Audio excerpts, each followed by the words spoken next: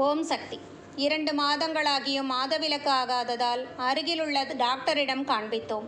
இரத்த பரிசோதனை, சிறுநீர் பரிசோதனை எல்லாம் செய்து பார்த்துவிட்டு இரத்தம் மிகவும் குறைவாக உள்ளதால் தான் மாதவிலக்கு வரவில்லை என்று சொல்லவும், நானும் அதற்கான மருந்து மாத்திரைகளை சாப்பிட்டு கொண்டு இருந்துவிட்டேன். ஆனால் என் உடம்பு நாளாக ஆக எடை அதிகரித்தது மட்டுமல்லாமல் கை, முகம் எல்லாம் கருப்பாக திட்டு திட்டாக பரவ ஆரம்பித்து உடம்பே வீக்கமாக ஆகிவிட்டது. என் அம்மா மருவத்தூர் அம்மாவின் தீவிர பக்தை.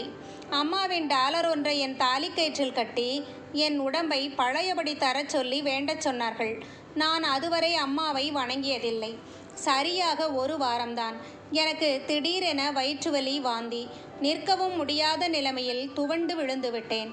அன்று இரவு மருத்துவமனையில் சேர்த்து மறுநாள் காலை ஸ்கேன் செய்து பார்த்ததில் 2 மாத கரு டியூபிலேயே தரித்து வளர இடமில்லாமல் டியூப் வெடித்து கர்ப்பப்பையை சுற்றி இரத்தம் உள்ளேயே கசிந்து கொண்டிருந்திருக்கிறது.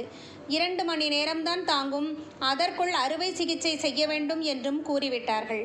பிறகு மதியத்திற்குள் அறுவை சிகிச்சை நடந்தது. 10 நாட்கள் படுக்கையிலேயே இருந்துவிட்டு வீட்டிற்கு வந்து கண்ணாடியில் பார்த்தால் கருப்பு கருப்பாக திட்டு திட்டாக இருந்ததெல்லாம் மறைந்து விட்டன. கையிலும் முகத்திலும் அவை இருந்ததற்கான அடையாளமே தெரியவில்லை. உடம்பும் பழையபடி எடை குறைந்து இப்போதுதான் நார்மலாக இருக்கிறேன். என்னால் இந்த அதிசயத்தை இன்னும் நம்ப முடியவில்லை.